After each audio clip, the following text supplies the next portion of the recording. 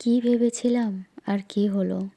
ভেবেছিলাম যখন তোমার সাথে আমার দেখা হবে, কিছু একটা ছোট্ট মুহূর্ত আমি রেখে দিব। সেটা আমি শেয়ার করব। সেটা আর হলো না। সেটা হয়তো হওয়ার কথাই ছিল না। কিন্তু আমার ইচ্ছেটা ইচ্ছেই থেকে গেল।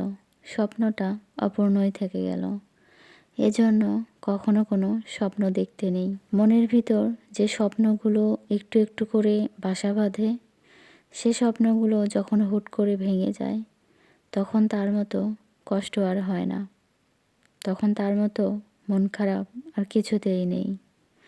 এজন্য কোনো কিছুতেই স্বপ্ন দেখতে নেই। যাক, যেটা হয়েছে, যা হয়েছে ভালোই হয়েছে। মনের ভিতর কোনো ইচ্ছাও পোষণ করে রাখতে নেই। আমি আর কখনো কোনো দিন কোনো ইচ্ছা, কোনো স্বপ্নই আর দেখব না। আশাহত হয়েছি, তাতে কি?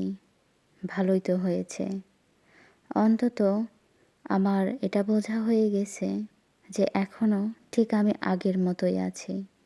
আগে যেমনটা একা একা স্বপ্ন দেখতাম, একা একা আমার স্বপ্নের পৃথিবী গড়তাম, আর এখন নিজেকে আমি আরও বেশি পরিণত করে ফেলবো, আরও বেশি নিজেকে পরিবর্তন করে ফেলবো, যেন কোনোভাবেই মনের ভিতর ভালোবাসা বা কারো প্রতি মায়া, মমতা এগুলো যেন জন্মই না নেয়। এগুলো যতই মনের ভিতর থাকবে, তত কষ্ট আমারই বাড়বে।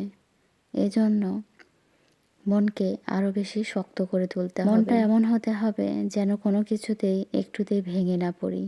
যতই কষ্ট আসুক, ঝড় আসুক, নিজেকে এমনভাবে দাঁড় করিয়ে রাখতে হবে যেন হালকা বাতাসে আমি ভেঙে না পড়ি, যেন মুখ থুবড়ে মাটিতে পড়ে না যাই। কেননা আমি যদি মাটিতে পড়ে যাই, তাহলে তো আবার আমাকে নিজেকেই উঠাতে হবে। কারণ আমার হাতে হাত রেখে বা আমার হাতটা তার কাঁধে রেখে তোলার মতো তো আসলে কেউ নেই। এজন্য নিজেই নিজেকে সান্ত্বনা দিতে হবে।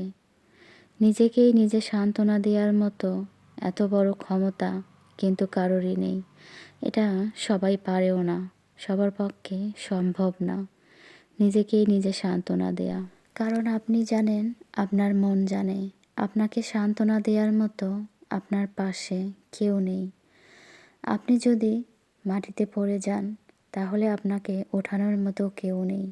এজন্য আপনার একার ওঠাটা একাকেই আপনার নিজেকেই উঠতে হবে, নিজেকেই সান্ত্বনা দিতে হবে। অন্যকে ভালোবেসে কষ্ট পাওয়ার থেকে থাকুন না নিজেকে নিজে নিয়ে ব্যস্ত। দেখেন না ভাগ্য আপনাকে কোথায় নিয়ে যায়।